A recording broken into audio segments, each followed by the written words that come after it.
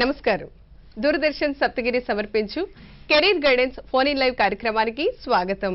ఈనాటి కార్యక్రమంలో పోటీ పరీక్షలు, సన్నద్ధత, అర్థశాస్త్రంపై పూర్తి అవగాహన కల్పించేందుకు మనతో పాటు ఉన్నారు విషయ నిపుణులు, associate professor, head department of economics, SRR and CVR government degree college Vijayawada, doctor N John Sukumar గారు.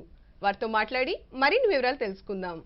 ప్రేక్షకులు మీ సందేహాలను నివృత్తి చేసుకునేందుకు మీరు సంప్రదించవలసిన మా ఫోన్ నెంబర్లు 08662487005, 24870006. స్క్రీన్ మీద స్క్రోల్ అవుతున్న నెంబర్కి కాల్ చేసి మీ సందేహాలను నివృత్తి చేసుకోగలరు. నమస్తే సార్. నమస్కారం అండి. దూరదర్శన్ సప్తగిరి స్టూడియోకి స్వాగతం సార్. సార్, ముందుగా ఈరోజు మనం కాంపిటేటివ్ ఎగ్జామినేషన్స్కి ప్రిపేర్ అయ్యే వారి యొక్క సబ్జెక్ట్స్కి సంబంధించి అర్థశాస్త్రం గురించి చర్చించుకోబోతున్నాం sir. Sir, in general competitive ఎగ్జామినేషన్లో అర్థశాస్త్ర విభాగం నుంచి ఎంత వెయిటేజ్ ఉంటుందో దీని యొక్క ప్రాధాన్యతను గురించి తెలియజేయండి సార్. ప్రేక్షకులకి నమస్కారం. పోటీ పరీక్షలకు సంబంధించి కాంపిటేటివ్ ఎగ్జామ్స్లో పర్టికులర్గా జనరల్ స్టడీస్ విభాగంలో అనేక రకాలైనటువంటి సబ్జెక్ట్కి సంబంధించిన ప్రశ్నలు వస్తూ ఉంటాయి. అందులో అతి ముఖ్యమైనటువంటి విభాగం ఎకనామిక్స్, అర్థశాస్త్రం. అర్థశాస్త్రం చాలా ముఖ్యమైన విభాగం ఎందుకు అవుతుందంటే, అర్థశాస్త్రం నుంచి వచ్చే ప్రశ్నలు చాలా అధికంగా ఉండటం, రెండోది ఆ ప్రశ్నలు అర్థం చేసుకుని సమాధానాలు రాయటం కొంచెం కష్టతరంగా అభ్యర్థులు భావించటం, అలాగే ఆర్థిక శాస్త్రంపై అభ్యర్థులకి ఎంత అవగాహన ఉందో పరిశీలించేటువంటి ప్రశ్నలు ఇందులో ఇవ్వటం, దీన్ని బట్టి కాంపిటేటివ్ ఎగ్జామ్స్కి అర్థశాస్త్రానికి సంబంధించి అధిక ప్రాధాన్యత లభిస్తుంది. ఏ ఎగ్జామ్లో అయినా సరే జనరల్ స్టడీస్లో కనీసం 10% నుంచి 20%, అంటే ఒక 100 బిట్స్ క్వశ్చన్స్ కనుక వస్తే అందులో 20 ప్రశ్నలు కనీసం అర్థశాస్త్రం నుంచే వస్తాయి. కాబట్టి సమకాలీన ఆర్థిక సమస్యల పట్ల అభ్యర్థులకి ఎంత మాత్రం అవగాహన ఉంది, ఆ సమస్యల్ని విశ్లేషించి పరిష్కరించే విధానంలో తమ యొక్క ఆలోచన ఎలా ఉంది, ఈ అన్ని విషయాల గురించి ఈ ప్రశ్నలు మనకి ఈ పోటీ పరీక్షల్లో అడుగుతూ ఉంటారు. అంతేకాకుండా అర్థశాస్త్రానికి సంబంధించి అనేక విధానాలు, పాలసీస్ మనకు ఉంటాయి. వాటిని ప్రజలకు చేరువ చేసే విషయంలో మన యొక్క విధానం ఎలా ఉంటుంది, పాలన ఎలా ఉంటుంది, సో వీటిని ప్రజలకి చేరువ చేసే విధంగా, ఆర్థికంగా అభివృద్ధిని ప్రజలు పొందే విధంగా చేయడంలో అభ్యర్థి ఏ విధమైనటువంటి ఆలోచన విధానాన్ని కలిగి ఉంటాడు, అలాగే ఆర్థిక వ్యవస్థకు సంబంధించి ఏ రకమైనటువంటి అవగాహన తాను కలిగి ఉంటాడు. ఆర్థిక వ్యవస్థలో అనేక రకాలైనటువంటి అంశాలు ఉంటాయి. ఈ అంశాల పట్ల తన యొక్క ఆలోచన దృక్పథం, తను వాటి నుండి పొందేటువంటి విషయాలు, ఇవన్నీ కూడా అర్థశాస్త్రానికి సంబంధించి ప్రశ్నలు వస్తాయి. కాబట్టి అభ్యర్థి యొక్క ఆర్థిక శాస్త్రానికి సంబంధించినటువంటి ఆ విధానాన్ని, ఆ ఆర్థిక వ్యవస్థలో తనకున్నటువంటి అవగాహనని తెలుసుకోవడానికి గాను ఖచ్చితంగా అర్థశాస్త్రానికి పోటీ పరీక్షల్లో అధిక ప్రాధాన్యత ఉంటుంది. కాబట్టి ప్రతి అభ్యర్థి కూడా అర్థశాస్త్రాన్ని చదవడంలో చాలా కాన్సన్ట్రేషన్ దాని మీద చేయాల్సి ఉంటుంది. సో అతి ముఖ్యమైనది ఎందుకు ఇది చాలా ప్రధానమైందంటే, ఖచ్చితంగా 10 to 20% ఆఫ్ క్వశ్చన్స్ మనకి పోటీ పరీక్షల్లో అర్థశాస్త్రం నుంచి వస్తాయి. Yes sir. సార్, ఇన్ జనరల్గా కాంపిటేటివ్ ఎగ్జామినేషన్లో సోషల్ స్టడీస్ సబ్జెక్ట్స్లో ముందు ఎకనామిక్స్ అనగానే చాలామంది భయపడుతూ ఉంటారు సార్. చాలా వన్ ఆఫ్ ద టఫెస్ట్ సబ్జెక్ట్గా ఫీల్ అవుతూ ఉంటారు. మరి దీనిని చాలా ఈజీగా ఏ విధంగా ప్రిపేర్ అవ్వాలో తెలియజేయండి సార్. అర్థశాస్త్రము ప్రతి ఒక్కరి యొక్క ఆలోచనలో ఏంటంటే చాలా కష్టతరమైనది. ఎందుకు కష్టతరమైందంటే, మనం చిన్నప్పటి నుంచి అర్థశాస్త్రానికి సంబంధించినటువంటి సబ్జెక్ట్ని ఎక్కువగా చదవకపోవడమే అతి ప్రధానమైనది. రెండోది ఏంటనంటే, దీనిలో గ్రాఫ్లు, టేబుల్స్, నంబర్స్, చాలా ఫ్యాక్చువల్ ఇన్ఫర్మేషన్ ఇవన్నీ ఉండడం వల్ల వాటిని గుర్తుపెట్టుకోవడం చాలా కష్టం. అదొక ముఖ్యమైనటువంటి సమస్య. కాబట్టి ఇంకొక ముఖ్యమైనటువంటి సమస్య ఏంటంటే, ఇది మనకి అన్వయించుకోలేకపోవడం. ప్రతి విషయాన్ని మనం చేసే పనులే మనం అర్థశాస్త్రంలో చదువుతాం, కానీ వేరే విధంగా దాన్ని భావించటం వల్ల, అది ఒక ప్రత్యేకమైనటువంటి శాస్త్రంగా భావించటం వల్ల, దానిలో ఉన్నటువంటి పదాలు చాలా క్లిష్టతరంగా ఉండటం అని భావించటం వల్ల నంబర్స్ వల్ల, ఎప్పటికప్పుడు వాటికి సంబంధించిన విషయాలు మారుతూ ఉండడం వల్ల అర్థశాస్త్రం చాలా కష్టం అని భావిస్తారు. కానీ మొదటి నుంచి అర్థశాస్త్రానికి సంబంధించిన కొన్ని ప్రత్యేకమైనటువంటి పదాలని ఎప్పటికప్పుడు మనం వాటిని గురించి తెలుసుకుంటూ ఉంటే అప్పుడు ఖచ్చితంగా అర్థశాస్త్రం చాలా సులభంగా ఉంటుంది. ఎందుకంటే ఇది మానవ జీవితానికి చాలా దగ్గరగా ఉన్నటువంటి శాస్త్రం. కాబట్టి దగ్గరగా ఉంటుంది కాబట్టి అది మనకి బాగా తెలిసిన విషయాలయ్యే ఉంటాయి. కాబట్టి ఉపయోగించే పదాలు కొంచెం కష్టతరంగా ఉండడం వల్ల ఆ శాస్త్రం ఏదో పెద్ద కష్టతరమైనటువంటి సమస్యగా భావిస్తాం కాబట్టి, కానీ యాక్చువల్గా ఇది చాలా సులభతరమైనది. Yes sir. సార్, ఇప్పుడు కాంపిటేటివ్ ఎగ్జామినేషన్స్కి సంబంధించి మన ఎకనామిక్స్ సబ్జెక్ట్లో ఎవరైనా సరే డిగ్రీ కానీ పీజీ కానీ కంప్లీట్ అయిపోయిన తర్వాత ఎగ్జామ్ని అపియర్ అవుతారు. కానీ ఎకనామిక్స్ సబ్జెక్ట్ని చదివేది ఎప్పటి నుంచి ప్రిపరేషన్ స్టార్ట్ చేయాలంటారు సార్? ముందు ఈ ఎకనామిక్స్ సబ్జెక్ట్ ప్రిపరేషన్కి ముందు నేను ఒక విషయం తెలియజేయాలనుకుంటున్నాను. Yes sir. దీని ఏంటంటే మనం ఎకనామిక్స్ ప్రిపేర్ అయ్యే ముందు ఒక ప్రణాళికని రూపొందించుకోవాలి. ఎందుకంటే ప్రణాళిక, ఒక ప్లాన్, ఎలా చదవాలి, ఎక్కడి నుంచి స్టార్ట్ చేయాలి, ఎక్కడ ఎండ్ చేయాలి, ఎంత సమయం దీనికి కేటాయించాలి. సో దీనికి సంబంధించిన ఒక చక్కటి ప్రణాళిక మనకు ఉంటే అర్థశాస్త్రంలో మనం స్కోర్ సాధించడం చాలా సులభం. కాబట్టి ఒక ప్రణాళికని మనం ఖచ్చితంగా ప్రిపేర్ చేసుకోవాలి. సో దీనికి సంబంధించి మొదట మనం చేయవలసిన పని ఏంటి అని అంటే సిలబస్ని మొదట అధ్యయనం చేయాలి. ఏ పరీక్షకైనా సరే సిలబస్ అనేది అందివ్వబడుతుంది. ప్రతి పోటీ పరీక్షలో ఆ సిలబస్లో ఏ అంశాలు అందులో ఉన్నాయో మనం గమనించాలి. ఏ అంశాలకి ఎక్కువ ప్రాధాన్యత ఇచ్చారో చూడాలి. ఏ అంశాలను గురించి మనల్ని ప్రశ్నలు అడగబోతారనేది మనం ఆ సిలబస్ని చదవడం ద్వారా, దాన్ని అధ్యయనం చేయడం ద్వారా మనం పొందొచ్చు. కాబట్టి మొదట మనం సిలబస్ అధ్యయనం చేయాల్సి ఉంటుంది. జనరల్గా యూపీఎస్సీ ఎగ్జామ్స్ కానీ, ఎస్ఎస్సి ఎగ్జామ్స్ కానీ, స్టాఫ్ సెలక్షన్ కమిషన్, అలాగే ఎస్ఐ ఎగ్జామ్స్ కానీ, కానిస్టేబుల్స్ కానీ, గ్రూప్స్ కానీ ఆల్మోస్ట్ ఒకే రకమైనటువంటి సిలబస్ ఉంటుంది. కొంచెం చిన్న చిన్న మార్పులతో సిలబస్లో కొన్ని తేడాలతో ఆ ఎగ్జామ్ యొక్క వెయిటేజ్ని బట్టి కొన్ని మార్పులు చేస్తారు. కానీ ఓవరాల్గా మనం తీసుకుంటే సిలబస్ అన్నిటికీ ఒకేలా ఉంటుంది. కాబట్టి మనం ప్రిపేర్ అవ్వడం కూడా చాలా సులభంగా ఉంటుంది. ఒకవేళ ఆంధ్రప్రదేశ్కి సంబంధించిన గ్రూప్ ఎగ్జామ్స్ అంటే కొంత ఆంధ్రప్రదేశ్ ఎకానమీకి సంబంధించినటువంటి సిలబస్ ఉంటుంది. మిగిలినవంతా కూడా ఆల్మోస్ట్ అన్ని కాంపిటేటివ్ ఎగ్జామ్స్లో ఒకే రకమైనటువంటి సిలబస్ ఉంటుంది. సిలబస్ని మనం అధ్యయనం చేసిన తర్వాత మనం ఏ పుస్తకాలు చదవాలి అనే దాని గురించి కూడా మనం తెలుసుకోవాలి. కాబట్టి కొన్ని ప్రాథమికమైనటువంటి పుస్తకాలని మొదట చూడాలి, బేసిక్స్ నేర్చుకునేందుకు. తర్వాతది ఆ బేసిక్స్ తర్వాత ఎక్కువ ఎగ్జామ్స్కి ఏ అంశాల గురించి ప్రశ్నలు వస్తున్నాయో ఆ అంశాలని మనం ఫోకస్ చేయాల్సి ఉంటుంది. అంటే ప్రాముఖ్యమైనటువంటి అంశాలని మనం ఫోకస్ చేయాలి. తర్వాత ఏంటంటే సమయాన్ని ఎలా నిర్వహించుకోవాలి. ఖచ్చితంగా ఒక టైం టేబుల్ రూపొందించుకోవాలి. కనీసం 2-3 గంటలు మధ్యలో ఒక 10 నిమిషాలు బ్రేక్ ఇస్తూ ఆ పర్టిక్యులర్ సబ్జెక్ట్లో ఉన్నటువంటి ప్రత్యేకమైనటువంటి అంశాలకి కేటాయించాల్సి ఉంటుంది. సో అలాగే ఒక వారంలో రివిజన్ కోసం ఒక 2-3 గంటలు మనం ఏవైతే ఈ వారంలో చదివామో వాటిని కూడా మనం రివైజ్ చేసుకోవాల్సి ఉంటుంది. మనం ఏదైతే చదువుకుంటున్నామో, ఏదైతే మనం స్టడీ చేస్తున్నామో దానికి సంబంధించి ఒక నోట్స్ ప్రిపేర్ చేసుకోవాలి. నోట్స్ ప్రిపేర్ చేసుకున్నప్పుడు రివిజన్ చాలా ఈజీగా ఉంటుంది. ఇలా మనము ఒక ప్రణాళికని రూపొందించుకొని మనము ఎకనామిక్స్ని ప్రిపేర్ చేయాలి.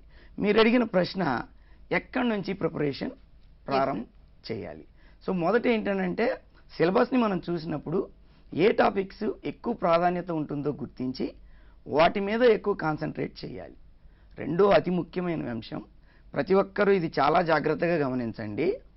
మనకి అర్థశాస్త్రానికి సంబంధించిన బేసిక్స్, పునాదులు అనేటివి మనకు తెలియాలి, బలంగా ఉండాలి. యాక్చువల్గా మనకి అర్థశాస్త్రం అనేది 9వ తరగతి నుంచి ప్రారంభమవుతుంది. సో 9వ తరగతిలో మనం ఎక్కువగా అర్థశాస్త్రాన్ని గురించి చదవకపోవడం, లేదా కేవలం ఎగ్జామ్ పర్స్పెక్టివ్లో కొన్ని క్వశ్చన్స్ మాత్రం నేర్చుకోవడం, దాన్ని అర్థం చేసుకోకుండా దాన్ని బట్టి పట్టడం మొదలైన కారణాల చేత ఏం జరుగుతుందని అంటే అర్థశాస్త్రానికి సంబంధించిన పదాల పట్ల కానీ లేదా పునాదులు బలంగా లేకపోవడం మనం అర్థశాస్త్రం కష్టంగా భావించడానికి అతి ముఖ్యమైనటువంటి కారణం. కాబట్టి ఎకనామిక్స్ ప్రిపరేషన్లో తొలి అడుగు మనం బేసిక్స్ని బలపరుచుకోవాలి. దీనికి అతి ముఖ్యమైనటువంటి పరిష్కారం ఏంటంటే టెర్మినాలజీని డెవలప్ చేసుకోవాలి. సాంకేతిక పదజాలం అంటే అర్థశాస్త్రంలో మనం అనేక రకాలైనటువంటి పదాలని వాడతాం. ఫర్ ఎగ్జాంపుల్ ఆర్థిక కార్యక్రమాలు, ఎకనమిక్ యాక్టివిటీస్. దీనిలో ఒక 4 ముఖ్యమైనటువంటి పదాలు ఉంటాయి. ఈ పదాలు మనకు తెలుసుకుంటే, వీటి అర్థాలు మనం తెలుసుకుంటే అర్థశాస్త్రానికి సంబంధించిన ఏ ప్రశ్ననైనా మనం సమాధానం ఇవ్వగలం. అందులో అతి ముఖ్యమైనది ఒకటి వినియోగం, కన్జంప్షన్ అంటాం. రెండోది ఉత్పత్తి, ప్రొడక్షన్. మూడోది వినిమయం, ఎక్స్చేంజ్. నాలుగోది పంపిణీ, దాన్ని డిస్ట్రిబ్యూషన్ అంటాం. ఈ 4 పదాలని మనం చక్కగా గనక అర్థం చేసుకొని నేర్చుకోగలిగితే మనం అర్థశాస్త్రంలో ఇక ఏ పదాలనైనా మనం సులభంగా దాన్ని అర్థం చేసుకొని అవగాహన పొంది సులభంగా మనం ఆన్సర్ చేయడానికి అవకాశం ఉంటుంది.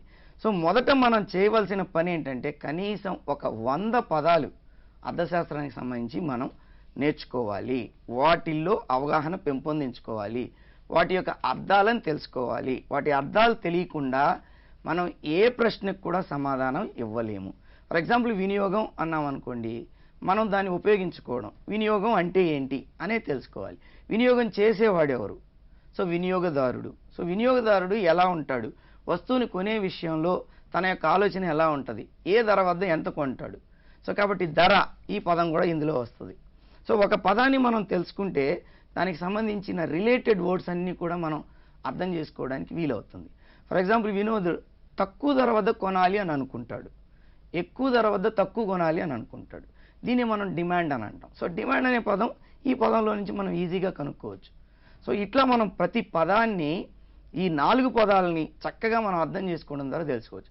ఉత్పత్తి అన్నాం అనుకోండి, మనం వస్తువుల్ని తయారు చేయడం, అది ఒక ప్రాసెస్.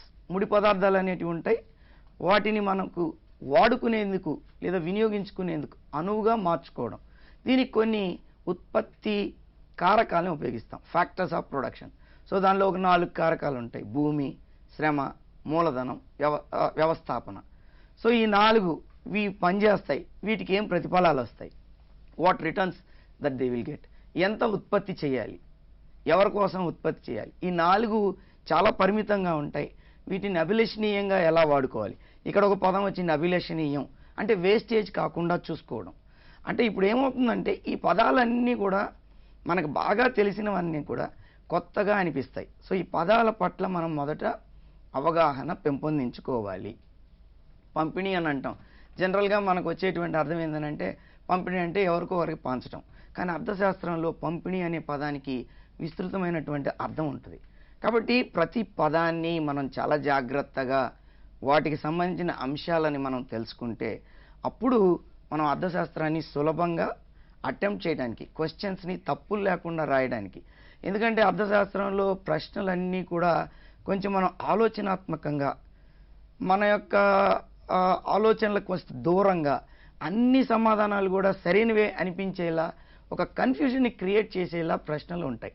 మన కాన్సెప్ట్స్ పట్ల గాన బలమైనటువంటి అవగాహన కలిగి ఉంటే అప్పుడు మనం సులభంగా ఆ ప్రశ్నల్ని మనం ఆన్సర్ చేయడానికి వీలవుతుంది. సో కాబట్టి దీంతో పాటు ఇంకా చాలా పదాలు ఉన్నాయి. కొన్ని పదాలని మీకు నేను ఇక్కడ చెప్తాను. ఆ పదాలన్నింటినీ మీరు జ్ఞాపకం ఉంచుకొని ఆ పదాలని మీరు ప్రత్యేకంగా ఒకవేళ వీలైతే నోట్స్ లాగా ఇప్పుడు ఈ లైవ్లో కూడా రాసుకుని ఆ పదాల పట్ల అవగాహన పెంపొందించుకోండి. చాలా పదాలు ఉన్నాయి. డిమాండ్ అనే పదం ఉంది, సప్లై అనేది ఉంది, మార్కెట్, ఉత్పత్తి, వ్యయాలు, రాబడులు ఎలా ఉంటాయి, ఆదాయం ఎలా పొందుతాం, ఆదాయం అంటే మనీ ఇన్కమ్ అనేది ఎలా ఉంటుంది, రియల్ ఇన్కమ్ అనేది ఎలా ఉంటుంది, వాస్తవిక ఆదాయాలు ఎలా ఉంటాయి, ఇట్లా వీటికి సంబంధించింది. ఒకవేళ మనం ఈ పదాలన్నీ తెలుసుకున్న తర్వాత ఇంకొన్ని మనకి జనరల్గా మ్యాక్రో ఎకనామిక్స్ అనేది ఉంది, జాతీయ ఆదాయం. ఈ జాతీయ ఆదాయానికి సంబంధించిన అనేకమైన ప్రశ్నలు వస్తాయి. సో జాతీయ ఆదాయం అంటే ఏంటి, దాని యొక్క భావనలు అంటే జిఎన్పి ఆదాయాల అంటే ఏంటి, జీడిపి అంటే ఏంటి, వృద్ధి rate NNP per capital income, ఇట్లా ప్రతి పదాన్ని మనం అర్థం చేసుకోవాలి. మనకు జీడిపి అనేది తెలియకుండా వృద్ధి రేటు గురించి మనం చదవలేం. వృద్ధి రేటు అనేది ఉందనుకోండి, వృద్ధి రేటు అనేది మన యొక్క ఉత్పత్తి స్థాయి ఎలా పెరిగింది గత సంవత్సరానికి ఈ సంవత్సరానికి, ఎంత వృద్ధిని సాధించాం. అసలు మనకు జీడిపి అంటేనే తెలియకపోతే మనం వృద్ధి రేటు అనే విషయాన్ని గురించి తెలుసుకోలేం. దీని మీద చాలా ప్రశ్నలు మనకి కాంపిటేటివ్ ఎగ్జామ్స్లో వస్తాయి. కాబట్టి వృద్ధి రేటు తెలుసుకోవాలంటే జీడిపి అనే దాని మీద మనకు అవగాహన ఉండాలి. Yes, సో ఇలా చాలా పదాల మీద మనకు అవగాహన ఉండాలి. వీటితో పాటు ఇంతకుముందు ధర తక్కువగా ఉన్నప్పుడు, ఎక్కువగా ఉన్నప్పుడు ఆ సందర్భంలో వినియోగదారుడు వస్తువుల్ని ఎలా కొంటాడనే దాని మీద ద్రవ్యోల్బణం అనే పదం ఉంది. yes, sir. చాలా ఇంపార్టెంట్ వర్డ్. ఈ కాలంలో మనం ఆర్థిక పరిస్థితుల గురించి మనం పరిశీలన చేసేటప్పుడు ద్రవ్యోల్బణం, ఇన్ఫ్లేషన్ రేట్, ధరలు విపరీతంగా పెరిగిపోతూ ఉంటాయి. ధరలు విపరీతంగా పెరిగిపోతే మనం వాటిని కొనలేం. సో ఇన్ఫ్లేషన్ అంటే ఏందో తెలుసుకుంటే ఇన్ఫ్లేషన్ రేట్ ఎలా ఉంటుంది, దాన్ని ఎవరు నిర్ణయిస్తారు, ఒకవేళ విపరీతంగా ఇన్ఫ్లేషన్ రేట్ పెరిగిపోతుంటే ప్రభుత్వం ఏ విధానాల్ని అవలంబిస్తుంది, మానిటరీ పాలసీ, అలాగే ఫిస్కల్ పాలసీ, ఇట్లాంటి చాలా పదాల గురించి మనం తెలుసుకోవాలి. Yes sir. సార్ చిన్న విరామం తీసుకొని తిరిగి కొనసాగిద్దాం సార్. కార్యక్రమంలో స్వల్ప విరామం.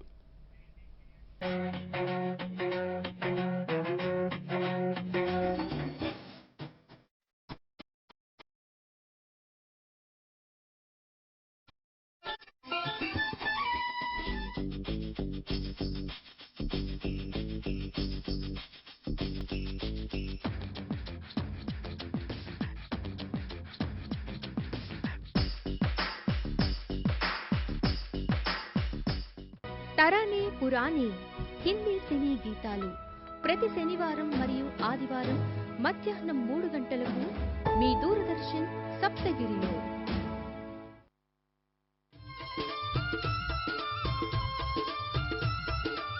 పాడికి ఆధారం పచ్చిమేత. సో పచ్చిమేత లేనిదే పాడి లాభసాటి కాదు.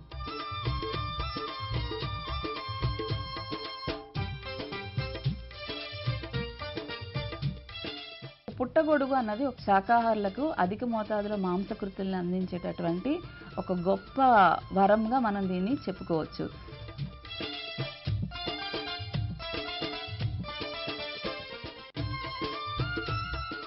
పసిడి పంటలు ఆదివారం నుండి శనివారం వరకు ఉదయం 5:30 నుండి 6 గంటల వరకు మీ దూరదర్శన్ సప్తగిరిలో.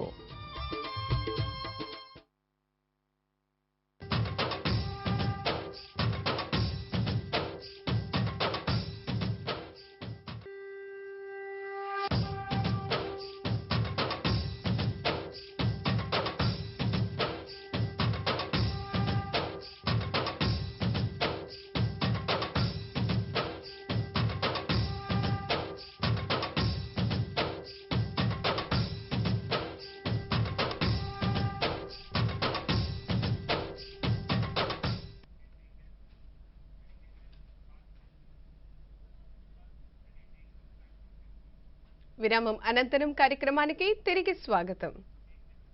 సార్ ఇప్పుడు ఎకనామిక్స్ సబ్జెక్ట్ అనేది చాలా vast and dynamic, trends change అయిపోతూ ఉంటుంది. కరెంట్ అఫైర్స్ ఎప్పటికప్పుడు అప్డేట్ చేసుకుంటూ ఉండాలి. కానీ సార్ ఒక ఆస్పిరెంట్కి కానీ ఒక అభ్యర్థికి కానీ ఇది ఇంపార్టెంట్, ఇది అన్ఇంపార్టెంట్ అని ఏ విధంగా ఐడెంటిఫై చేయాలో తెలియజేయండి సార్. రైట్. అర్థశాస్త్రంలో ముఖ్యమైన అంశాలని ఎలా ఎంపిక చేసుకోవాలనేది కూడా అభ్యర్థులకి చాలా ప్రధానమైన విషయం. ఇది కనుక అభ్యర్థి గమనించినట్లయితే తన యొక్క ప్రిపరేషన్ కూడా చాలా ఈజీ అయిపోతుంది. సో దీనికి ఆల్రెడీ నేను ఇంతకుముందు చెప్పినట్లు మొదట సిలబస్ని గమనించాలి. సిలబస్లో ఏ అంశాలకి ఎక్కువ ప్రాధాన్యత ఇవ్వబడిందో చూడాలి. గత ప్రశ్న పత్రాలలో ఏ అంశాలకి ఎక్కువ ప్రాధాన్యత ఇచ్చారు, ఎక్కువ ప్రశ్నలు ఏ అంశాల నుండి వచ్చాయో గమనించుకోవాలి. మనం కనుక గమనించినట్లయితే నేను గత ప్రశ్నాపత్రాలని చూసి ఒక కొన్ని పర్టికులర్ టాపిక్స్ చెప్తాను. సో ఎక్కువ పర్సెంట్ మనకి సంబంధించి ప్రతి పరీక్షల్లో, అది గ్రూప్ పరీక్షలైనా కావచ్చు, ఆర్ఆర్బి కావచ్చు, గ్రూపుల్లో చిన్న స్థాయిలో గ్రూప్ 4, గ్రూప్ 3 పరీక్షలు కావచ్చు, వేటిల్లో అయినా సరే జాతీయ ఆదాయం అనేటువంటి కాన్సెప్ట్ చాలా చాలా ఇంపార్టెంట్. జాతీయ ఆదాయానికి సంబంధించినటువంటి భావనలు, జాతీయ ఆదాయం అంటే నేషనల్ ఇన్కమ్.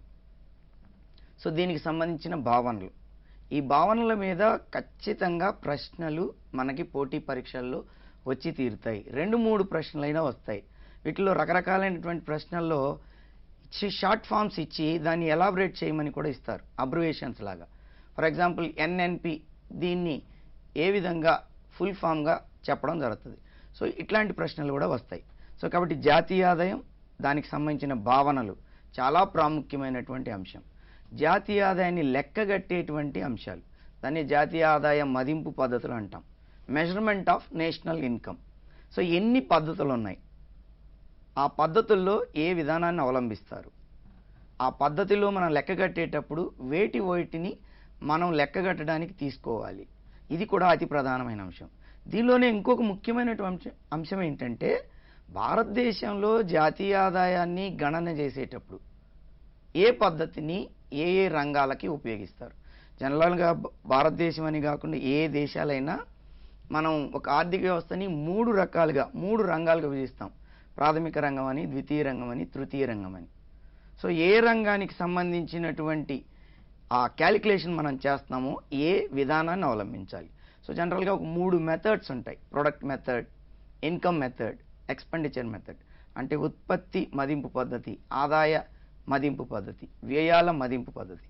మనము ఏ పద్ధతుల్ని ఉపయోగిస్తాం, భారతదేశంలో ఏ పద్ధతుల్ని ఉపయోగిస్తారు, వాటి మీద అనేక రకాలైనటువంటి క్వశ్చన్స్ రావడానికి అవకాశం ఉంది.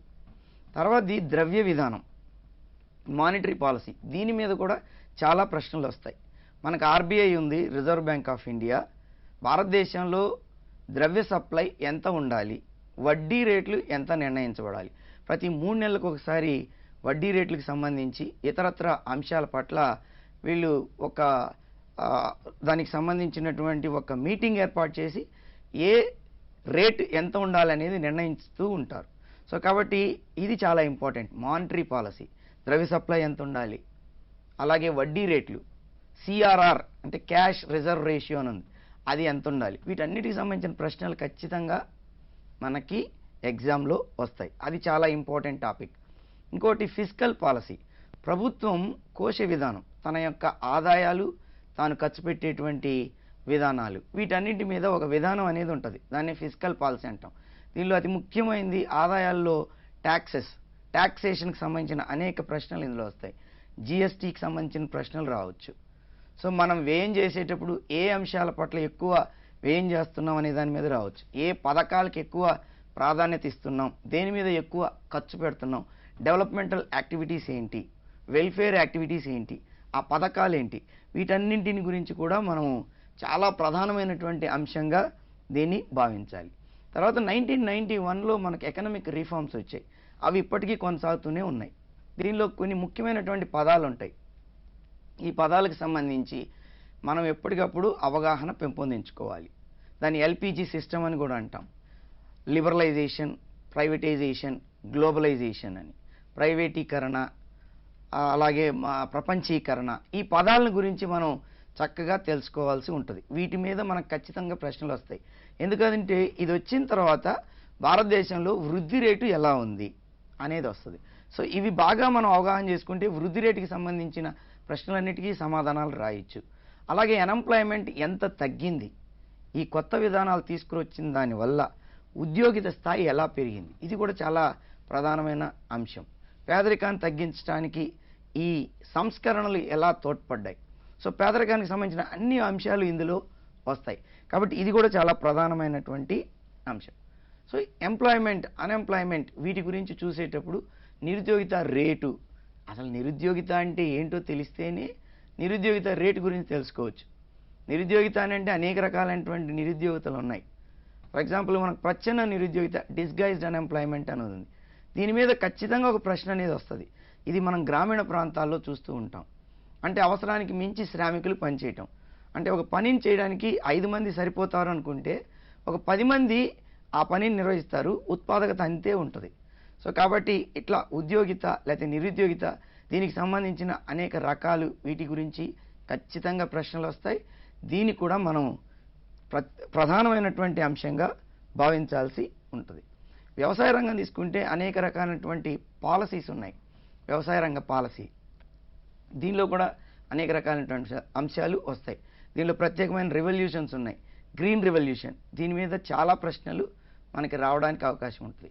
ఏ పంటలు ఎక్కువ ప్రాధాన్యత పొందాయి, ఏ పంటలు ఈ గ్రీన్ రెవల్యూషన్ వల్ల ఎక్కువ లబ్ధి పొందింది, అట్లాంటి ప్రశ్నలు కూడా వస్తాయి. సో కాబట్టి గ్రీన్ రెవల్యూషన్, ల్యాండ్ రిఫార్మ్స్, దీని మీద చాలా ప్రశ్నలు వస్తాయి. ల్యాండ్ పూలింగ్ అంటే ఏంటి, అంటే మనం ఈ మధ్యకాలంలో కూడా అమరావతిలో ఇలానే చూసాం. అమరావతి భూములకు సంబంధించి పూలింగ్ ఎలా ఉంటుంది, సేకరణ ఎలా ఉంటుంది, వీటన్నిటికి సంబంధించిన ప్రశ్నలు కూడా మనకి వస్తాయి. అట్లాగే సబ్సిడీలు అంటే ఏంటి, అగ్రికల్చర్, దీనికి సంబంధించి కూడా మనం చాలా ప్రాధాన్యత అంశంగా భావించి దీన్ని కూడా స్టడీ చేయాల్సి ఉంటుంది.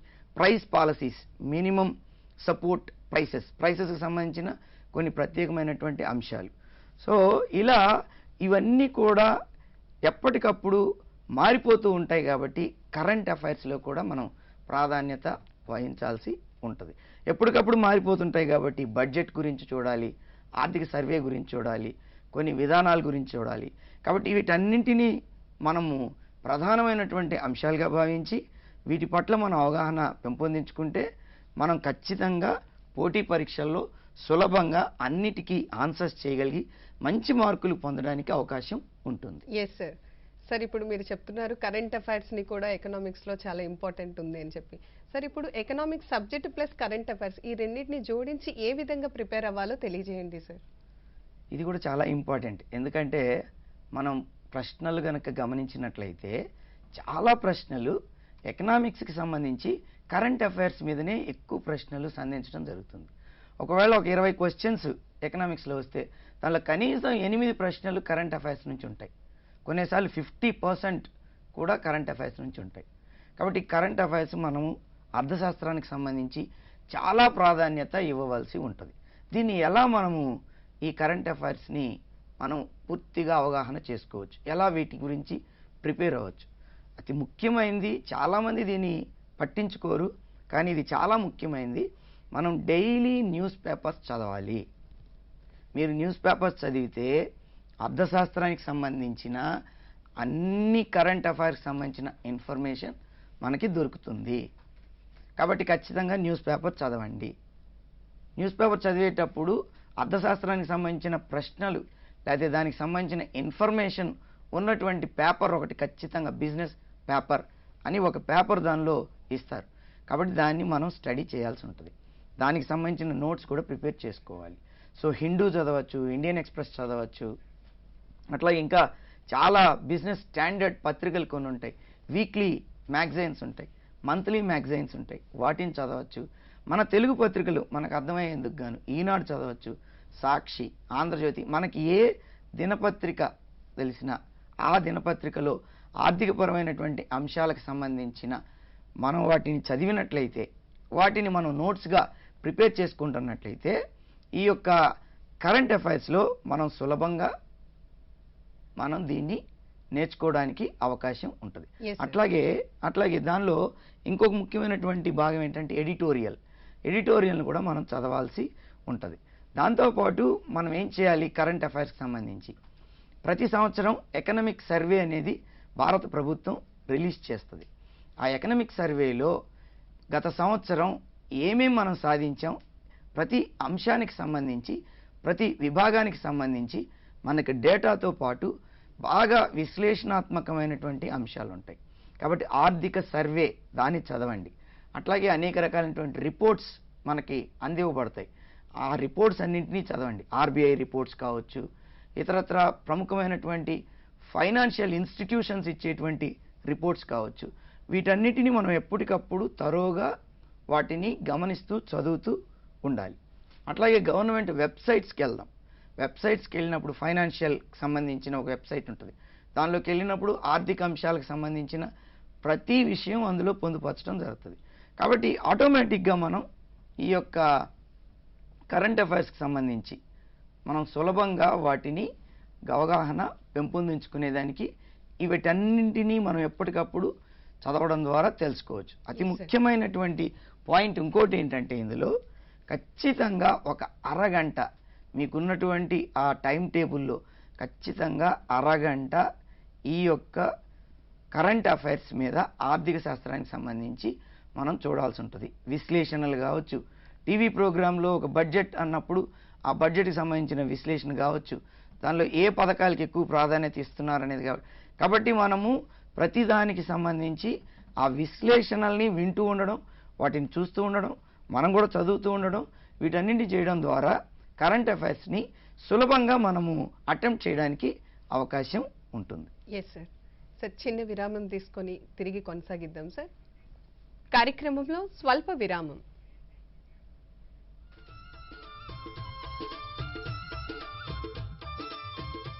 ఎప్పుడైతే భూమి కొల్లపారుతుందో వేరుమండలం బాగా విస్తరించి నాణ్యమైన అధిక దిగుబడి వచ్చే అవకాశం ఉంటుందమ్మా.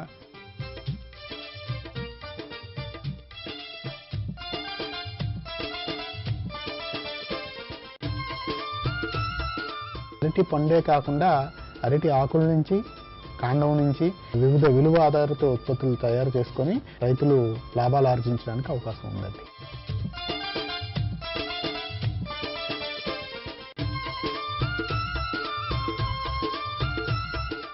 పసిడి పంటలు సోమవారం నుండి శుక్రవారం వరకు సాయంత్రం 6 గంటల నుండి 7 గంటల వరకు ప్రసారమవుతుంది.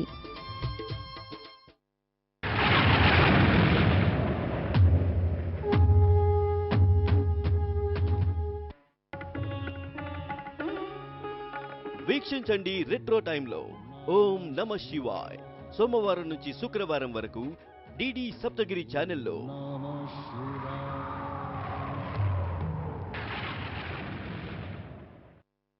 నాట్య సుమాంజలి కార్యక్రమానికి స్వాగతం. భరత మహానుభుడి బ్రహ్మదేవుని ద్వారా తెలుసుకున్నటువంటి భరత శాస్త్ర నాట్య శాస్త్రాన్ని యాజ్ ఇట్ ఈజ్గా చక్కగా ప్రదర్శించేటువంటి పద్ధతే కూచిపూడి పద్ధతి. నాట్యం భిన్న రుచే జనస్య బహుదా ప్యేకం సమారాధనం అంటే నాట్యం భిన్న రుచులు గల వ్యక్తుల చేత ఒకే రకంగా ఒకే విధంగా ఆరాధింపబడుతోంది అని నాట్యశాస్త్రం తెలియజేసింది. శరీరం యొక్క మనం కదలికని అభినయము అంటారు. ఇది యజుర్వేదం నుండి తీసుకొనబడిందండి. సుఖము దుఃఖము రెండు కలిసి ఉంటుంది. ఆ సుఖదుఖాన్ని మనం అంగములతో అభినయిస్తే అంటే ఆంగిక అభినయంగాను వాచిక అభినయంగాను ఆహార్యం సాత్విక అభినయాలతో వాటిని అభినయిస్తుంది నాట్యం అవుతుందని చెప్పి భరతమని తెలియజేస్తారు నాట్యశాస్త్రంలో. నాట్య సుమాంజలి ఫోన్ ఇన్ లైవ్ కార్యక్రమం ప్రతి మొదటి బుధవారం మరియు మూడో బుధవారం మధ్యాహ్నం 3 గంటలకు మీ దూరదర్శన్ సప్తగిరిలో. నాట్య సుమాంజలి తప్పక వీక్షించండి.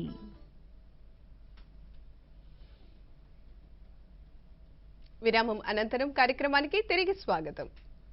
పోటీ పరీక్షలకు సంబంధించి అర్థశాస్త్ర విభాగంలో మీ సందేహాలను నివృత్తి చేసేందుకు professor doctor N John Sukumar garu మనతో పాటు ఉన్నారు. సో వారితో మాట్లాడి మీ సందేహాలను నివృత్తి చేసుకోగలరు. స్క్రీన్ మీద స్క్రోల్ అవుతున్న నెంబర్కి కాల్ చేసి మీ సందేహాలను నివృత్తి చేసుకోండి. సార్, ఇప్పుడు మన ఎకనామిక్స్ సబ్జెక్ట్కి సంబంధించి డేటా బేస్డ్ క్వశ్చన్స్ అనేవి చాలా చాలా ఇంపార్టెంట్. ఈ డేటా బేస్డ్కి సంబంధించి ప్రీవియస్ ఈవెంట్స్ కానివ్వండి, లేదా ఇప్పుడు కరెంట్ కానివ్వండి, లేదా సస్టైనబుల్ ఓరియంటెడ్లో కానివ్వండి, ఫ్యూచర్ పర్స్పెక్టివ్లో కానివ్వండి, ఇన్ని డేటాను పెట్టుకోవటం అనేది చాలా చాలా ఇబ్బందిగా అనిపిస్తుంది అండ్ మర్చిపోతూ ఉంటారు. మరి స్టూడెంట్స్ ఏ విధంగా ఈ డేటాని ప్రిపేర్ అవ్వాలంటారు? ఓకే, అర్థశాస్త్రాన్ని మనం ముఖ్యంగా 2 భాగాలుగా విభజించుకుంటాం. ఒకటి స్టాటిక్, రెండోది డైనమిక్. స్టాటిక్ అంటే అది కాన్సెప్చువలైజ్ అయి ఉంటాయి, డైరెక్ట్ క్వశ్చన్స్ ఏదైనా కానివ్వండి. మన యొక్క ఫైనాన్షియల్ మినిస్టర్ ఎవరు, డైరెక్ట్ క్వశ్చన్. అట్లాగే జాతీయ ఆదాయం అంటే ఏంటి, డైరెక్ట్ క్వశ్చన్. సో సంవత్సర కాలంలో ఉత్పత్తి కాబడినటువంటి మొత్తం అంతిమ వస్తు సేవల విలువ, direct question. So these are all static, conceptualized. So మనకి అనేక రకాలైనటువంటి సిద్ధాంతాలు ఉంటాయి, అవి మారవు. సో అర్థశాస్త్రంలో అనేక సిద్ధాంతాలు అవి అలాగే ఉంటాయి, వాటి మీద వచ్చే క్వశ్చన్స్ డైరెక్ట్, వీటిని స్టాటిక్ అని అంటాం. డైనమిక్, ఇవి ఎప్పటికప్పుడు మారిపోతూ ఉంటాయి. దీని విషయంలోనే డేటా అనేది చాలా ఇంపార్టెంట్. ఈ మార్పు ఎప్పటికప్పుడు జరిగిపోతూ ఉండడం వల్ల అభ్యర్థి కన్ఫ్యూజ్ అయిపోవడం అనేది జరుగుతుంది. అది గుర్తుపెట్టుకోవడం కూడా చాలా కష్టంగా భావిస్తాడు. అందుకనే అర్థశాస్త్రంలో ఈ పోటీ పరీక్షల్లో వచ్చేటప్పుడు ఈ డేటాని గుర్తుపెట్టుకోవడం కష్టమని అసలు దాని గురించి చదవడమే అభ్యర్థి కొన్నిసార్లు ముగిచ్చేస్తాడు. దీని గురించి ఎక్కువ కాన్సన్ట్రేట్ చేయడం కూడా ఉండదు. కానీ డేటాని గుర్తుపెట్టుకోవడం చాలా ఈజీ. అది మనం కాన్సన్ట్రేట్ చేయాలి, దాని పట్ల మనకున్నటువంటి ఆ తప్పు భావనని తొలగించుకోవాలి, ఉన్నటువంటి ఫ్యాక్ట్స్ని ఎలా జ్ఞాపకం ఉంచుకోవాలి, ఎగ్జామ్లో వాటిని ఎలా మనం ప్రజెంట్ చేయాలి, ఇవన్నీ కూడా అభ్యర్థి తనకున్నటువంటి ఆ బలహీనత లేకపోతే ఆ భయం దాన్ని తొలగించుకుంటే సులభంగా వీటిని కూడా అభ్యర్థి ఆన్సర్ చేయగలడు.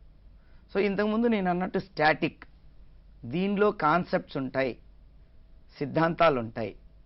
డేటా ఈ కాన్సెప్ట్స్కి సంబంధించింది మాత్రమే. కాన్సెప్ట్ మనం బాగా అర్థం చేసుకోగలిగితే డేటాని గుర్తుపెట్టుకోవడం చాలా పెద్ద కష్టమైనటువంటి విషయం కాదు. కాబట్టి మొదట మనం చేయవలసిన పని ఏంటంటే డేటా విషయంలో, దత్తాంశం విషయంలో, నంబర్స్ విషయంలో మొదట మనం చేయవలసిన పని ఈ యొక్క నంబర్కి సంబంధించిన అంశం ఏదైతే ఉందో ఆ అంశాలు ఏ సిద్ధాంతాలకి సంబంధించింది.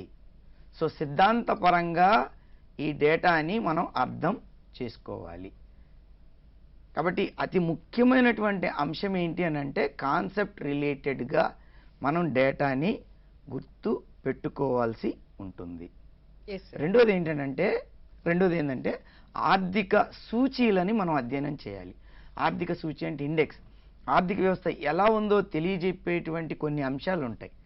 వాటి నంబర్స్ని బట్టి ఆర్థిక వ్యవస్థ అభివృద్ధి పదంలో నడుస్తోందా, వెనకబడుతోందా, ఎలా ఉంది అనేది మనం తెలుసుకోవచ్చు. అందులో జీడిపి చాలా ముఖ్యమైనది, gross domestic product, one of the important concept of national income. So GDP దీన్ని బేస్ చేసుకొని చాలా డేటా మనకి అవైలబుల్గా ఉంటుంది. ఆ డేటాని మీద అనేకమైన ప్రశ్నలు వస్తాయి. కాబట్టి ఆ డేటాని ఎలా గుర్తుపెట్టుకుంటాం? అసలు జీడిపి అంటే ఏంటో తెలిస్తే అది ఎంత ఉంది అనే నంబర్ మనకి ఈజీగా అర్థమవుద్ది. ధరల గురించి మనకు ప్రత్యేకంగా తెలిస్తే, ద్రవ్యోల్బణం లేదా ఇన్ఫ్లేషన్ అనేది తెలిస్తే దానికి సంబంధించిన డేటా మనం తెలుసుకోవచ్చు. ద్రవ్యోల్బణం రేటు ఎలా ఉంది, ఎంత ఉంటే ఆర్థిక వ్యవస్థకి మంచిది, ఇప్పుడు ఎంత ఉంది, ఇలా ఉంటే దాని ప్రభావం ఆర్థిక వ్యవస్థ మీద ఎలా ఉంటుంది. కాబట్టి ప్రతి ఒక్కటి కూడా మనకున్నటువంటి కాన్సెప్ట్స్ని బేస్ చేసుకునే డేటా అనేది ఉంటుంది. కాబట్టి ఆ కాన్సెప్ట్ని మనం బాగా అర్థం చేసుకుంటే డేటాని గుర్తుపెట్టుకోవడం చాలా ఈజీ. సో కాబట్టి వీటికి సంబంధించిన సూచీలను ఎప్పటికప్పుడు మనం గమనిస్తూ ఉండాలి. మూడోది ఏంటంటే మనం చేయాల్సింది ఈ డేటాని ప్రస్తుతం ఉన్నటువంటి సంఘటనలతో దాన్ని అనుసంధానించాలి. వీ హ్యావ్ టు వాటిని మనం ఏం చేయాలనంటే ఈ డేటాని ఇప్పుడున్న ప్రస్తుత పరిస్థితులతో కలిపి చదవడం ప్రయత్నం చేయాలి, కలిపి చదవాలి. జీడిపి ఎంత ఉంది, అంతకుముందు ఎంత ఉండేది, ఇప్పుడు ఎంత ఉంది, ఇలా ఉండడం వల్ల ఆర్థిక వ్యవస్థకి ఏం జరుగుతోంది, ఎంతమందికి ఇది ప్రయోజనకరంగా ఉంటుంది, ఎంత వృద్ధిని ప్రజలు ఇందులో పొందగలుగుతూ ఉన్నారు. కాబట్టి ఈ అంశాలన్నింటినీ మనం డేటా ద్వారా ఏం చేయాలంటే అనలైజ్ చేసుకుంటూ ఉండాలి. సో ఆర్థిక సంస్కరణలు వచ్చాయి, దాని యొక్క ప్రభావం వృద్ధి రేటు మీద ఎలా ఉంది, వృద్ధి రేటు వల్ల ఎంప్లాయ్మెంట్ ఎలా పెరిగింది. సో ఇది ఒకదానికొకటి ఇంటర్లింక్ చేసుకుంటూ కనుక మనం చదివితే డేటాని సులభంగా అర్థం చేసుకోవచ్చు. 1991కి ముందు ఇదిగో ఇలా ఉంది అని ఒక నంబర్ మనం గుర్తుపెట్టుకోవచ్చు. 91 తర్వాత ఇదిగో ఇలా మారింది.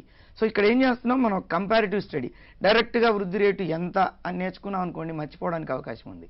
దాన్ని ఇలా మనం గుర్తుపెట్టుకుంటే ఎప్పటికైనా దాన్ని మర్చిపోం. అంతకుముందు ఇలా ఉండేది, ఇప్పుడు ఇలా ఉంటుంది, ఇంత పెరిగింది, ఇంత శాతం పెరగడానికి ఈ విధానాలు లేకపోతే ఈ యొక్క గవర్నమెంట్ తీసుకున్నటువంటి ఈ నిర్ణయాలు దీనికి కారణమయ్యాయి. ఇలా మనం అనలైటికల్గా డేటాని గుర్తుపెట్టుకుంటే డేటాని ఈజీగా మనం ఆన్సర్ చేయడానికి అవకాశం ఉంటుంది. తర్వాతది ఈ డేటాకి సంబంధించిన అతి ముఖ్యమైనటువంటి పాయింట్ ఏంటంటే ఇవన్నిటికి సంబంధించి ఎలా మనం సన్నద్ధం అవ్వాలి డేటా విషయంలో. సో డేటా అనేది మనకు ముఖ్యంగా గ్రాఫ్స్, టేబుల్స్, చార్ట్స్ వీటితో మనం ప్రాక్టీస్ చేయాలి. కొన్నిసార్లు మనం నంబర్స్ చూసినప్పుడు ఆ నంబర్స్ అన్నీ చదవడానికి చాలా, లేకపోతే వాటిని గుర్తుపెట్టుకోవడానికి వాటిని చూసినప్పుడు అమ్మో ఇన్ని నంబర్స్ ఉన్నాయని కన్ఫ్యూజ్ అయిపోయేటువంటి పరిస్థితి ఉంది. కాబట్టి మనం డేటాని విశ్లేషణ చేయటానికి గ్రాఫుల్ని ఉపయోగించాలి. అంటే ఈ సంవత్సరం ఎంత ఉంది, గత సంవత్సరం ఎంత ఉంది, అది మనం నంబర్ రూపంలో కాకుండా గ్రాఫ్ రూపంలో ఎక్కువ తక్కువ అనే భావన మొదట మనలో డెవలప్ అయితే ఆ డేటాని గుర్తుపెట్టుకోవడం చాలా ఈజీగా ఉంటుంది. ఇంకొక ముఖ్యమైన అంశం ఏంటంటే డేటాకు సంబంధించి గత ప్రశ్నాపత్రాల్లో ఏ డేటాని ఎక్కువ అడిగాడు, వీటికి సంబంధించిన ప్రశ్నలు ఆ నంబర్స్కి సంబంధించి ఎక్కువ అడిగాడు, అనలైటికల్గా అడిగాడా, డైరెక్ట్గా అడిగాడా, ఇది కూడా మనం చూసుకోవాల్సి ఉంటుంది. తర్వాతది ఆ ట్రెండ్స్ ఎలా ఉన్నాయి, అంటే డేటాకు సంబంధించినటువంటి మార్పులు ఎలా జరుగుతూ ఉన్నాయి, ఆ ట్రెండ్స్ని కూడా మనం గమనిస్తూ ఉండాలి. వృద్ధి రేటుకి సంబంధించిన ట్రెండ్స్ గమనించాలి, ఎకనామిక్ యాక్టివిటీస్కి సంబంధించిన ట్రెండ్స్ గమనించాలి. ఈ మధ్యకాలంలో ఒక రిపోర్ట్ ప్రకారం మిడిల్ క్లాస్ ఫ్యామిలీస్ కన్జంప్షన్ని తగ్గించుకున్నారు. ఎందుకు తగ్గించుకున్నారు, ఇలా అనలైజ్ చేసుకోవాలి.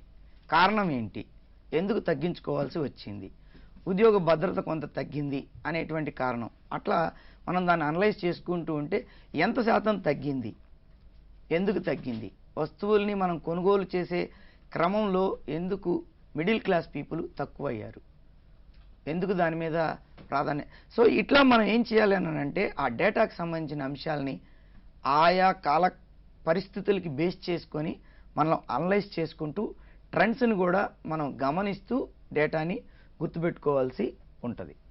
సో డేటాకు సంబంధించిన ఎక్కువ ప్రశ్నలు ఎందులో వస్తున్నాయి అని అంటే ఆల్రెడీ ఇంతకు మనం చెప్పుకున్నట్టు జాతీయ ఆదాయానికి సంబంధించిన వృద్ధి రేటు వాటికి సంబంధించి వస్తుంది, ద్రవ్యోల్బణం, బడ్జెట్ వాటికి సంబంధించిన అంశాలను బేస్ చేసుకొని వస్తున్నాయి.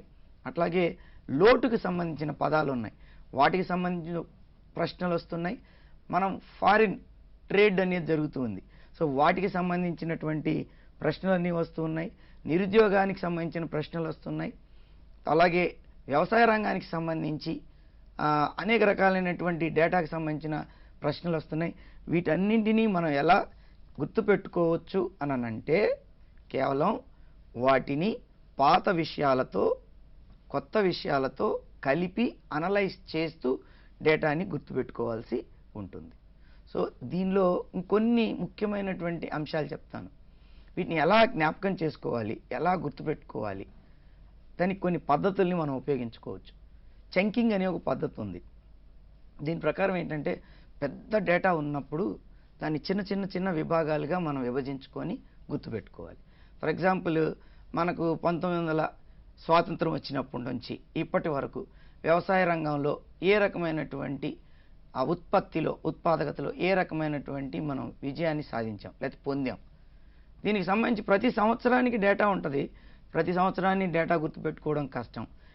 ఇలాంటి సందర్భాల్లో దాన్ని మనం ఏం చేస్తామనంటే 10 సంవత్సరాలకి ఎంత జరిగింది, నెక్స్ట్ 10 ఇయర్స్ అలా మనం ఆ యొక్క పెద్ద డేటాని చిన్న విభాగాలుగా మనం విభజించుకొని ఆ చిన్న విభాగాన్ని గుర్తుపెట్టుకోవడం ద్వారా మనం డేటాని చాలా చక్కగా జ్ఞాపకం చేసుకొని ఎగ్జామ్లో రాయడానికి అవకాశం ఉంటుంది. రెండోది ఏంటంటే చాలా పదాలని మనం చిన్న యాక్రోనిమ్స్ అంటాం, అబ్రివేషన్స్ లాగా రాసుకోవటం. అంటే విబ్జిఆర్ అంటే అన్ని కలర్స్ని గుర్తుపెట్టుకోలేకుండా వి అంటే ఈ కలర్ అలా ఎలా అయితే ఉంటుందో దీనికి సంబంధించి కూడా కొన్ని చిన్న విబ్జిఆర్ లాగా చిన్న యాక్రోనిమ్స్, జిఎన్పి అంటే ఏంటి దానికి సంబంధించిన పదాలని, అట్లాగే సిపిఐ, అట్లాగే డబ్ల్యూపిఐ అంటే కన్జ్యూమర్ ప్రైస్ ఇండెక్స్, అట్లాగే హోల్సేల్ ప్రైస్ ఇండెక్స్, ఇట్లాంటి కొన్ని విషయాలకు సంబంధించిన డేటాని మనం ఏం చేసుకుంటామని అంటే అబ్రివేషన్ రూపంలో దాన్ని రూపొందించుకోవచ్చు. కొన్నిసార్లు ఏం చేయొచ్చు అంటే ఇంకా డేటాను గుర్తుపెట్టుకునేదానికి దాన్ని కథా పద్ధతి, స్టోరీ టెల్లింగ్ మెథడ్ లాగా దీన్ని కూడా ఉపయోగించుకోవచ్చు. అంటే ఈ డేటాని ఒక రియలిస్టిక్ దీనికి సంబంధించి ఒక కథలాగా మనం రూపొందించుకొని ఆ కథలో ఈ యొక్క డేటాకు సంబంధించిన అంశాలని జోడిస్తూ కథని గుర్తుపెట్టుకోవచ్చు. ఎప్పుడు కూడా మనం కథని గుర్తుపెట్టుకుంటే సులభంగా దాన్ని మనం ఎప్పుడైనా కానీ మనం జ్ఞాపకం చేసుకునేదానికి అవకాశం ఉంటుంది. ఇంకోటి ఏంటంటే విజువలైజ్ చేసుకోవాలి. విజువలైజ్ అంటే నంబర్ యాజ్ యూజువల్ అట్లాగే గుర్తుపెట్టుకోవడం కాకుండా విజువలైజ్ అట్లాగే అంటే దానికి సంబంధించిన అంశాలని మనకి నచ్చిన విధంగా ఒక చార్ట్ రూపంలో కానివ్వండి, గ్రాఫ్ రూపంలో కానివ్వండి, ఒక టేబుల్ రూపంలో కానీ విజువలైజ్ చేసుకోవడం ద్వారా వీటిని బాగా మనం గుర్తు పెట్టుకోవచ్చు. తర్వాత ముఖ్యమైన అంశం ఏంటంటే డేటాకు సంబంధించి రివిజన్ చేసుకుంటూ ఉండాలి. ఒకసారి చదివి వదిలేయడం అనేది జరగకూడదు. ఎప్పటికప్పుడు దాన్ని రివిజన్ చేసుకుంటూనే ఉండాలి. దీనికి సంబంధించి కొన్ని ప్రత్యేకమైన పద్ధతులను కూడా మనం వాడచ్చు. ఫ్లాష్ కార్డ్స్ అని అంటాం. ఇది ఏంటంటే క్వశ్చన్ని మనం ఒక వైపు రాసి దానికి సంబంధించిన ఆన్సర్ని వెనక వైపు రాసి పెట్టుకోవడం, దాన్ని ఫ్లాష్ కార్డ్స్ అంటాం. ఫర్ ఎగ్జాంపుల్ 2024లో లేదా 2023లో భారతదేశపు జీడిపి వృద్ధి రేటు ఎంత అని క్వశ్చన్ వేస్తాం, వెనకాల వైపు దాని ఆన్సర్ రాసి పెట్టుకుంటాం. అట్లా ప్రతిదానికి సంబంధించిన డేటా ఒక్కొక్క క్వశ్చన్కి ఒక్కొక్క ఫ్లాష్ కార్డ్, ఇటు క్వశ్చన్ చూస్తాం, ఇటు తిప్పించి ఆన్సర్ చూస్తాం. అప్పుడు ఏమవుతుందంటే మన యొక్క మైండ్ దాని రిలేటెడ్గా కొంత మనకి యాక్టివేట్ అవ్వడానికి అవకాశం ఉంటుంది. Yes sir. తద్వారా డేటాని చాలా చక్కగా మనం జ్ఞాపకానికి తీసుకురావచ్చు. Mind maps. కాలర్ రెడీగా ఉన్నారు. హలో. హలో, నమస్తే అండి. నమస్తే అండి. మీ పేరు, ఎక్కడి నుంచి మాట్లాడుతున్నారో తెలియజేయండి. దేవి అండి. ఎక్కడి నుంచి నేను విజయవాడ, మా అమ్మగారు ఇల్లు. నేను హైదరాబాద్ మా సారు జాబ్ చేస్తూ ఇక్కడికి వచ్చాము. మీ ప్రశ్న ఏంటో అడగండి. నాకు 35 సంవత్సరాలు వచ్చినాయండి. చెప్పండి. నేను ఇప్పుడు పోటీ పరీక్షలకి అర్హురాలినైనా? సరే. నేను యాక్చువల్గా మా సారు గురుగారు మా సారేనండి, ఎకనామిక్స్ సారు, ఎస్ఆర్ఆర్ కాలేజ్ లో నేను చదువుకున్నాను. సరే. చాలా బాగా చెప్తారా సారు? థ్యాంక్ యూ అమ్మా దేవి. సార్. దేవి గారు, సార్. 36 సంవత్సరాలు అనేది ఏంటంటే పరీక్షలకు సంబంధించి ఇది కొంత ఎకనామిక్స్ టాపిక్ కొంచెం దూరమైనా కానీ ఇది చాలా ముఖ్యమైన ప్రశ్నే. మనము ఏ పరీక్షకి సంబంధించి అయినా సరే కొన్ని ఆ పరీక్షకి ఎవరు అర్హులు అని కొన్ని అర్హతలు ఆ నోటిఫికేషన్లో ఇవ్వడం జరుగుతుంది. ఆ నోటిఫికేషన్లో వయోపరిమితి అనేటి అంశం ఒకటి ఉంటుంది. ఆ వయోపరిమితి కొన్ని పరీక్షలకి కొన్ని రకాలుగా ఉంటుంది. సో మీరు ఏ పరీక్షనైతే అటెంప్ట్ చేయబోతున్నారో దానికి సంబంధించిన నోటిఫికేషన్ని మీరు తరోగా చూసుకున్నట్లయితే మీరు ఆ పరీక్షకి అర్హులో కాదో తెలుస్తుంది. కాబట్టి అర్హతకి సంబంధించి వయో పరిమితి ఎంత ఉంది అనేది మీరు గమనించుకొని ఆ పరీక్షని మనం అటెంప్ట్ చేయాలా లేదా అని నిర్ణయం తీసుకోవాల్సి ఉంటుంది. సో ఒక్కొక్క పరీక్షకి ఒక్కొక్క రకమైనటువంటి వయో పరిమితి అనేది నిర్ణయింపబడుతుంది. కాబట్టి మీరు రాయదలుచుకున్నటువంటి పరీక్షని దానికి సంబంధించిన నోటిఫికేషన్ని మీరు చూడడం ద్వారా దానిలో ఉన్నటువంటి ఏజ్ లిమిట్ మీరు తెలుసుకోవడం ద్వారా మీరు అర్హురాలో కాదో, మీరు అర్హత సాధించారో లేదో వయసు పరంగా అనేది గమనించి పరీక్షలకి మీరు అప్లై చేసుకోవాల్సి ఉంటుంది. Yes sir. సో చాలా చక్కటి క్వశ్చన్ సార్. ఏజ్ లిమిట్ అనేది చాలా చాలా ఇంపార్టెంట్. మనకి ఎంత నాలెడ్జ్ ఉన్నా సరే కాంపిటేటివ్ ఎగ్జామినేషన్స్కి చాలా చక్కటి ఏజ్ లిమిట్ అనేది చాలా ఇంపార్టెంట్. సార్, ఒక చిన్న విరామం తీసుకొని మళ్ళీ తిరిగి కొనసాగిద్దాం. కార్యక్రమంలో స్వల్ప విరామం. నమస్కారం.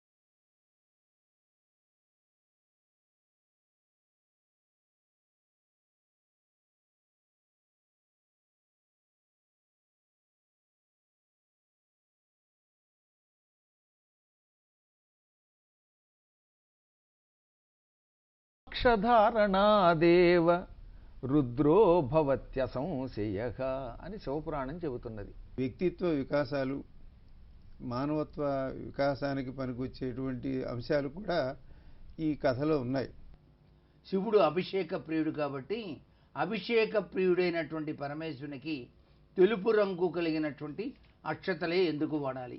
కొంచెం పుణ్యకర్మ చేసుకుని ఇదిగో ధర్మ సందేహాలు వినేవాళ్ళు, ధర్మ సందేహాలు అడిగేవాళ్ళు, ఆ ధర్మ సందేహాల్లో మళ్ళీ దర్భ అంటే దర్భాన్ని స్పష్టంగా పలికేవాళ్ళు, మళ్ళీ తప్పులుగా దర్భ అని తప్పుడు ఉచ్చారణ చేస్తే మళ్ళీ వాళ్ళు నరకానికి పోయి వచ్చే జన్మలో మళ్ళీ పురుగులుగా పడతారు. మా చిరునామా ధర్మ సందేహాలు కార్యక్రమం, care of director Doordarshan Saptagiri, Punnamathota, Bandar road, Vijayawada.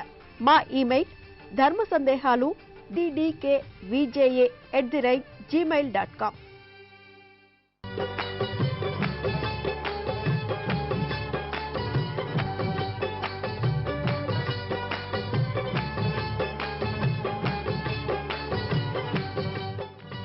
ఇంద్రధనస్సు తెలుసు హిందీ సినీ గీతాలు సోమవారం నుండి శుక్రవారం వరకు సాయంత్రం 5:30 మీ దూరదర్శన్ సప్తగిరిలో.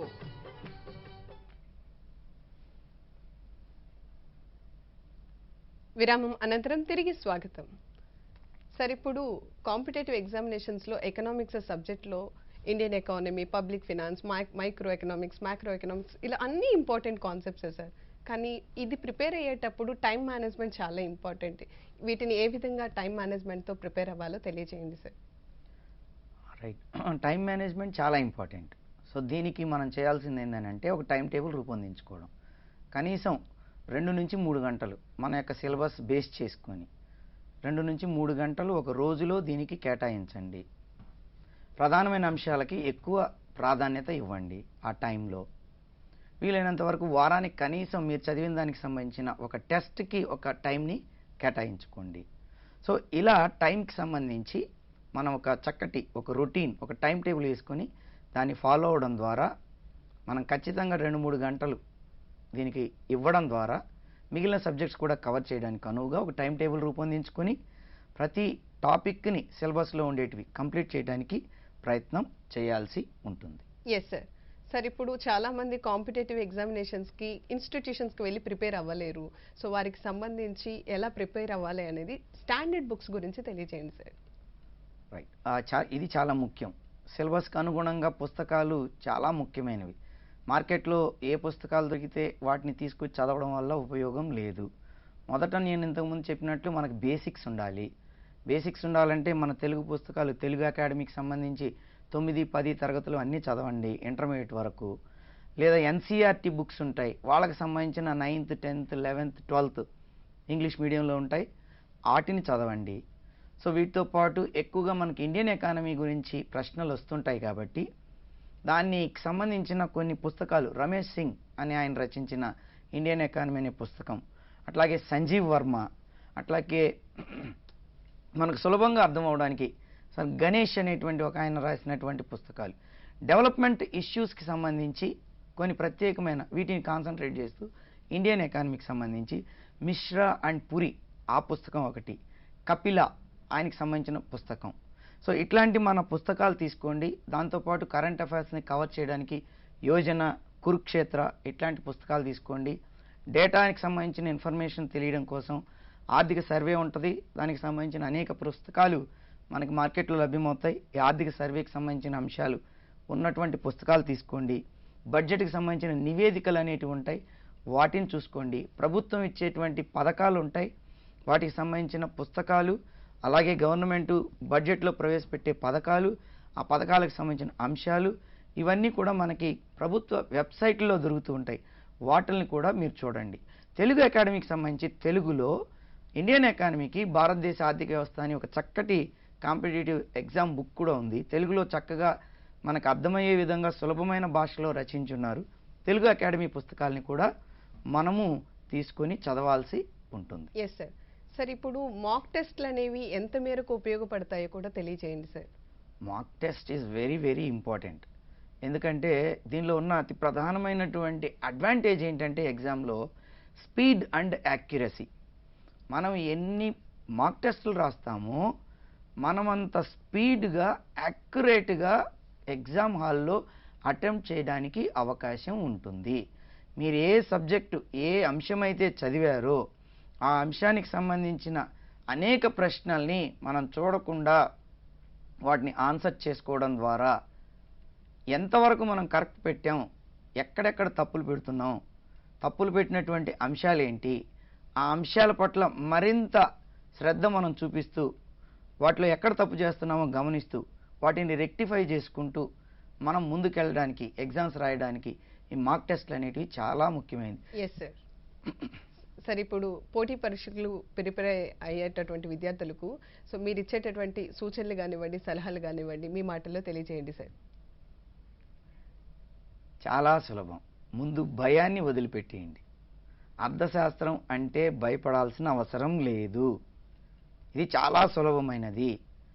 మన మానవ జీవితానికి అతి దగ్గరగా ఉన్నటువంటి సబ్జెక్టు. ఈ కాన్సెప్ట్స్ని బాగా నేర్చుకోండి. నేను ఇంతకుముందు మొదట్లో చెప్పినట్లు 100 పదాలు, రోజుకి 10 పదాలు చొప్పున 10 రోజుల్లో 100 పదాలు సులభంగా మీరు నేర్చుకోవచ్చు. కాబట్టి మొదట మనం చేయవలసింది ఏంటంటే దీనిలో టెర్మినాలజీని పెంచుకోండి. ఖచ్చితంగా 2-3 గంటలు అర్థశాస్త్రాన్ని చదవడానికి సమయాన్ని కేటాయించండి. Yes sir.